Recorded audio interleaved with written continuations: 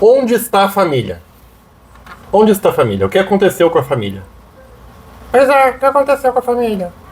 Então, perguntaram o que aconteceu com a nossa família e eu resolvi fazer esse vídeo por isso. Viram uma foto nossa de ano novo e nesta foto perguntaram... Para, dinossauro! Perguntaram se a nossa família era só nós e os meninos. Só eu, a Bruna e os meninos. Então eu achei interessante essa pergunta, como uma pergunta que não apareceu pela primeira vez. E aí eu resolvi gravar um vídeo para responder essa pergunta de maneira mais completa possível. Bom, vamos lá. A minha mãe, a minha família, eu vou falar primeiro da parte da minha família e depois da parte da família da Bruna, tá? A minha avó, ela só teve 2 filhas. Minha família, então, é super pequena. E a minha tia só teve um filho.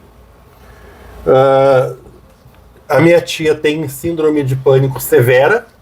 Não sai de casa, não vê pessoas, não sai de casa. Até pra falar, ela não atende telefone.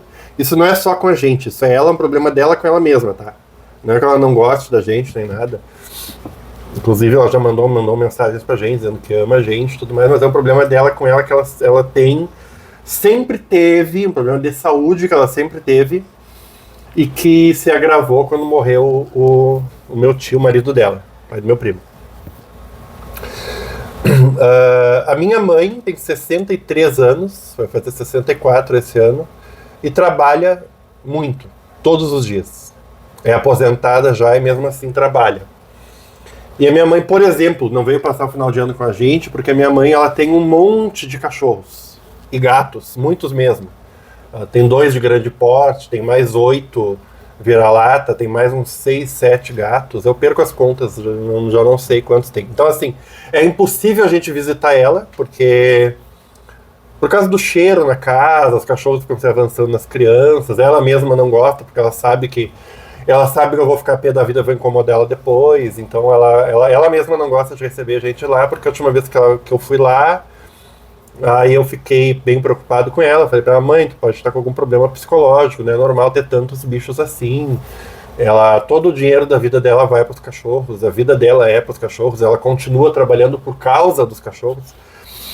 Em datas comemorativas como Ano Novo e Natal aqui no Brasil, existe o hábito de jogar fogos de artifício.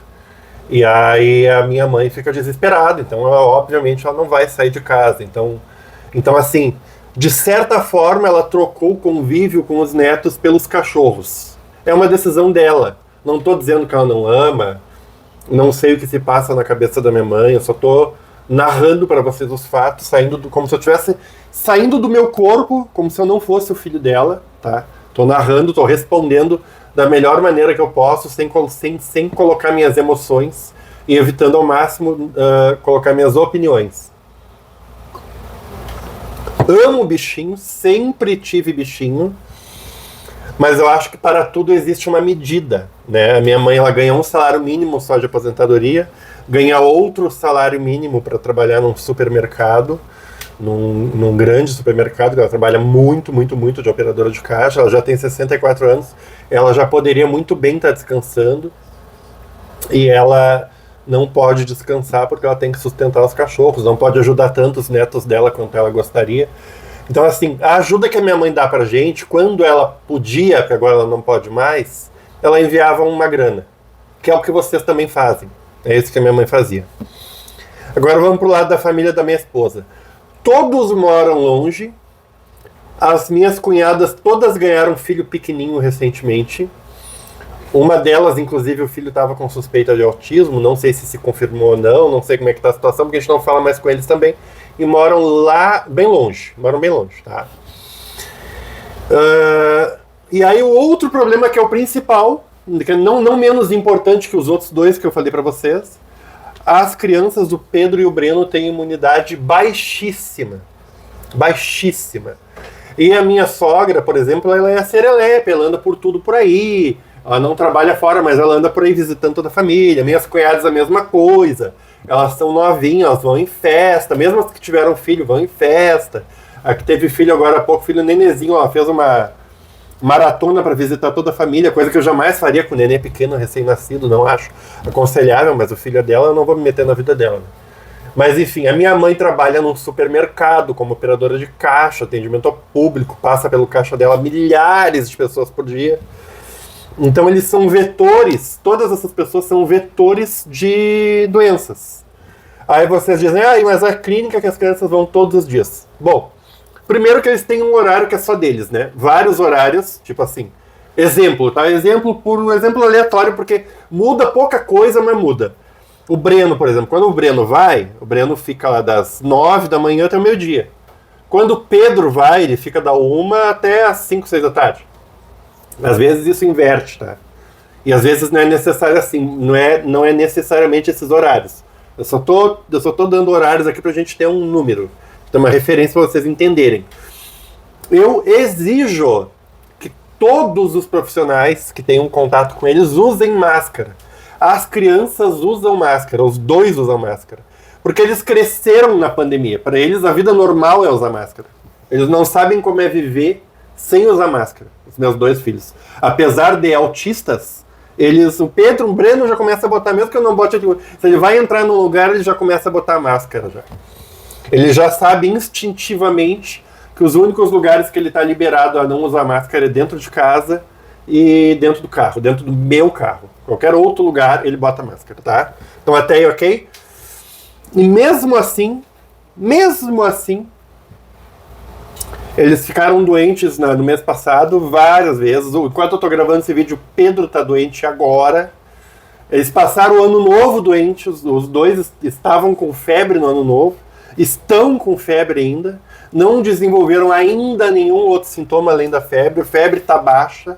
A gente já levou na emergência uma vez e disseram que o problema era os remédios, que o Breno toma ai meu Deus, Depakote, Sprycli, gabapentina e aripiprazol, e o pediatra que atendeu ele lá disse que tá tudo errado, que isso aí é para adulto, que isso aí baixa a imunidade, que o guri tá doente por causa disso, que o guri pega pereba por causa disso e acaba passando pro outro.